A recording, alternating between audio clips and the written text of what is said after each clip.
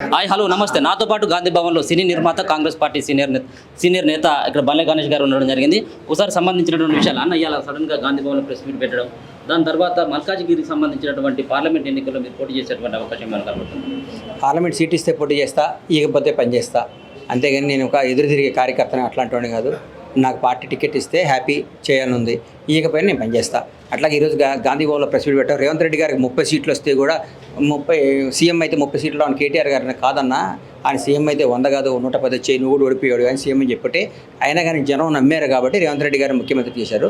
ఊరికి అట్లా మాట్లాడకండి అని చెప్పడానికి వచ్చాను. రేపటికి మేడిగడ్డ పర్యటన వాళ్ళు ఫస్ట్ తారీఖు నుంచి పెట్టుకోబోతా ఉన్నది. ఎందుకు నాశనం చేసిన మేడిగడ్డ దోసుకున్న నాటిగడ్డ ఇక్కడ దోసుకో, ఇంకా వేరే కూడా సరిగ్గా కట్టకుంటే బాగా దోసుకోవచ్చు అని ఆలోచించడానికి, మేము తప్పులు చేసిన వాళ్ళ చూపించడానిక. ఎందుకండి ఎందుకు పోతున్నారు? ఏ అర్హతతో పోతున్నారు? నాశనం చేసినందుకు పోతున్నారా? అన్యాయం చేసినందుకు పోతున్నారా? అక్రమం చేస్తున్నారు, దోసుకున్నారు కదా సార్. తెలంగాణ మొత్తం దోసుకున్నారు కదా సార్. మీరు అందుకు పోతున్నారు. మీరు లిక్కర్ స్కామ్కి సంబంధించినటువంటి అంశంలో, కల్వకుంట్ల కవితకు సంబంధించినటువంటి అంశంలో ఏమని చెప్పగలుగుతారు సార్? చట్టం తన పని చూసుకుపోతుంది సార్. ఇక్కడ ఎవరు గొప్పవాడు కాదు. బండ్ల గణేష్ తప్పు చేస్తే బండ్ల గణేష్ చేస్తారు. ఎవరు తప్పు చేసినా చట్టం ముందు మన అందరం మామూలులమే. చట్టంలో స్థాయిలు వ్యక్తిత్వాలు గొప్పది. ఎవరైనా మనుషులమే. మనందరికీ మన మీద మన గౌరవం ఉంటుంది, చట్టం మీద అభిమానం ఉంటుంది. భారత రాజ్యాంగం ప్రకారం, అంబేద్కర్ గారు రాసిన రాజ్యాంగం ప్రకారం, ఆయన లోబరిచిన చట్టాల ప్రకారం ఎవరు ఏ నిర్ణయం తప్పు చేసినా ఎవరైనా ఎంతటోడైనా శిక్షగా అనుభవించాల్సిందే. రేపు జరగనున్నటువంటి పార్లమెంట్ ఎన్నికల్లో కాంగ్రెస్ పార్టీ ఎన్ని సీట్లను గెలుచుకోబోతుంది తెలంగాణలో? 14 సీట్లు వస్తాయన్న. మినిమం 12 నుంచి మ్యాక్సిమం 14 సీట్లు వస్తాయని నా నమ్మకం.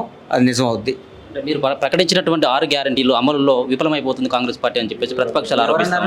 ఎవరన్నా చెప్పింది? ప్రతిపక్షాలు ఆరోపిస్తూ ఉన్నాయి. ప్రతిపక్షాలు ఆరోపించకుండా అద్భుతం అంటదా? 20 గంటల పనిచేస్తున్నాడు, 20 గంటలు అందుబాటులో ఉంటున్నాడు, అనుక్షణం జనంలో తిరుగుతున్నాడు, రోజు పనిచేస్తున్నాడు.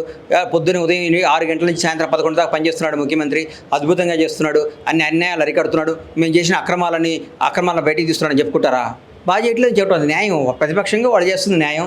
మేము అద్భుతంగా చేస్తుంది నిజం.